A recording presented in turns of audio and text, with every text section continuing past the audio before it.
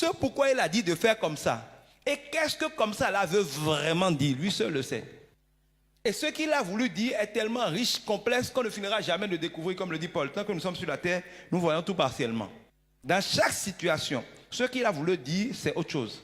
Donc, ceux qui prennent la lettre de la loi et qui essaient d'y obéir bêtement vont souvent aller hors jeu, tout en croyant bien faire. La seule manière de ne pas se tromper, c'est de demander l'avis, d'écouter le conseil de l'auteur de la loi, l'esprit de la loi, le Saint-Esprit de Dieu. Ceux qui ne connaissent pas l'auteur de la loi, le Saint-Esprit, ne peuvent rien faire d'autre que de se borner à la lettre de la loi. Ils deviennent des religieux, des pharisiens. Et naturellement, ils essaient, ils tombent, mais ils ne sont pas sauvés.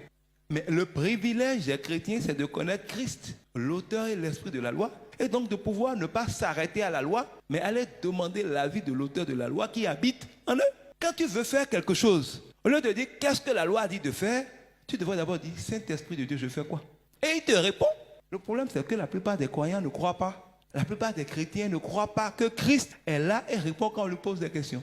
Ils sont donc tout le temps en train de poser des questions aux hommes, sous-entendu, bon, concrètement là, lui on ne le voit pas, il n'est pas là, il ne peut pas parler. Parlez-nous de sa part. Mais si vous êtes un vrai chrétien, il doit vous parler, sinon vous êtes un faux chrétien. La Bible dit que les enfants de Dieu sont ceux qui sont conduits par, non pas les pasteurs, non pas les apôtres, non pas les enseignants, non pas les évangélistes, non pas les autres chrétiens, par le Saint-Esprit. Il dit, les brebis connaissent la voix de leur maître. Si tu n'as jamais entendu l'Esprit de Dieu te parler et tu ne sais pas écouter l'Esprit de Dieu, tu n'es pas un chrétien. Tu ne peux pas être la brebis de quelqu'un dont tu ne connais pas la voix. Donc, si tu ne peux pas poser une question au Saint-Esprit et l'écouter, tu n'es pas un chrétien, tu es un païen. Même si tu vas à l'église depuis 20 ans, il faut qu'on se dise les vérités, que ça vous plaise ou non.